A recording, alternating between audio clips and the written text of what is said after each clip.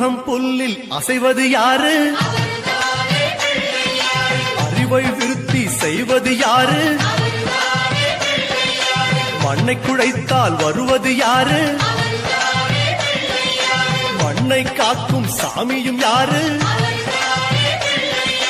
வெள்ளையருக்கில் உள்ளது யாரு? வெற்றி கொடுக்கும் கடவுளும் யாரு? முன்னே வந்த சாமியும் யாரு? அவரும் வாழ்வது எங்கே கூறு?